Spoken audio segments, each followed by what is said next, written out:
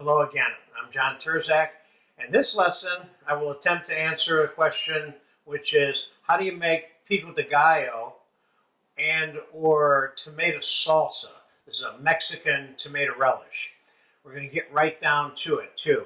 We have some nice leafy Mexican oregano, green scallions, fresh lime, a little bit of jalapeno. You could certainly use serrano or some chipotle in an adobo, cilantro, a splash of salad oil, some salt, and fresh diced tomatoes. So I'm going to start out with 2 cups of tomatoes and put them in the bowl. And I'll show you exactly how I dice those tomatoes. And I would suggest that you dice them kind of small in case you're going to be using this with chips. You want the chips to be able to, or the salsa to be able to be easily balanced on the chips. Not to suggest that the big ones you can't balance, but this is even easier, you know. And depending on what you're going to use it for, there's so many things you can use this with besides things like chips and tacos. You know, you can serve this next to a steak. You can flash saute this and serve it with fish or whatever. So let's start with 2 cups of tomato. Now this is the complete fresh version, which is all fresh tomatoes. Now, one of the things I'm going to show you today is how to make, first of all, pico de gallo means tomato relish, if you will. It isn't necessarily a sauce, even though salsa means sauce in Spanish.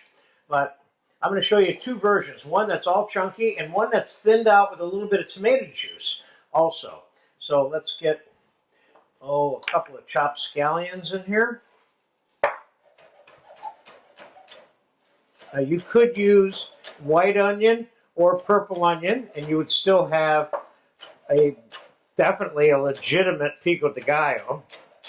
This is my preference, the green scallions.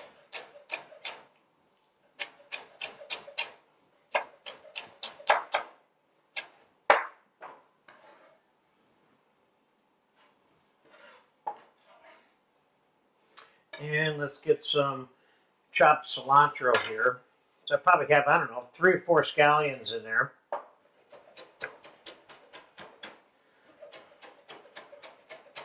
I got about a half of a medium size, or a large third of a medium sized bunch of cilantro here.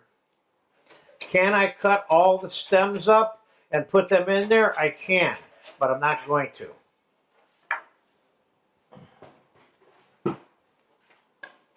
Cilantro and jalapeno. Now, if you want this to taste like jalapeno but not be that hot, then you take the seeds out of the jalapeno before you dice it, because the seeds is what makes it not makes it so hot, but it certainly makes it hotter than without the seeds. In this case, I'm going to use one with seeds and one without seeds.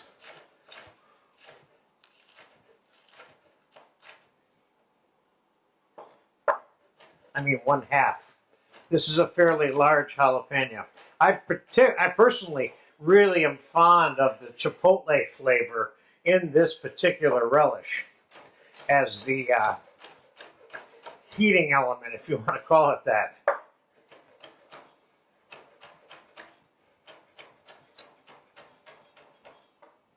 But you make it as hot as you want it, or not hot at all. You can make this without anything being hot in it. Okay, now I'm going to put the juice of a lime in here.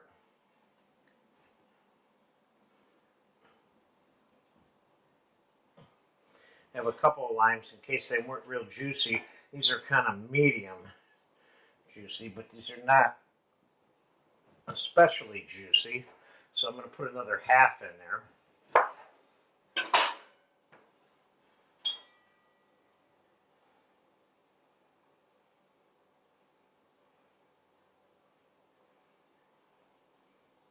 Now I'm going to take,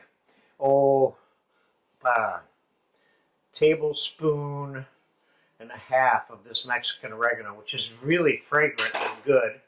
And I'm going to put about a tablespoon and a half to 2 tablespoons of vegetable oil or salad oil. Could I use olive oil? I could. This will give it a little bit of sheen and make it a little bit saucy, slippery looking. The oil does. Now I'm going to start out with a little bit of salt. Now let's get this mixed together. This is good, fresh stuff. And this will last, I don't know, 8 to 10 hours in the refrigerator. Nothing's better than when it's just made, of course.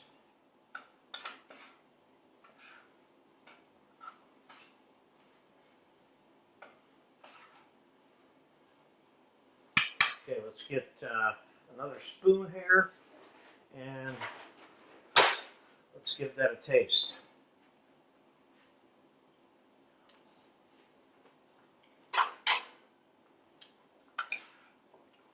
This is good just the way it is. I can put a pinch more salt in it. So now, I'm going to show you the 2 different looks. With the one plain, diced, semi-dry tomato salsa, Pico de Gallo, as it's called here. And then I'm going to take some of this and add it to another bowl.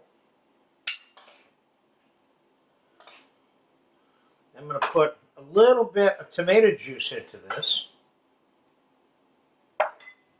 Gives it a little bit more of a saucy-like texture. You put in as much as you think you want your Pico de Gallo however you want your texture to be. That's how much you put in there. So now it's a little bit saucier, as you can see.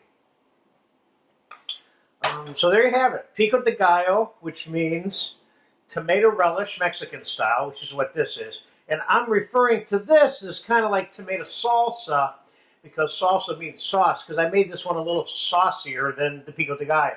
So there you have it. Enjoy it. This is a good, basic Mexican condiment, if you will, that any cook that makes Mexican food needs to know how to make. At least one version of it, and this is a very nice, fresh version. Thank you.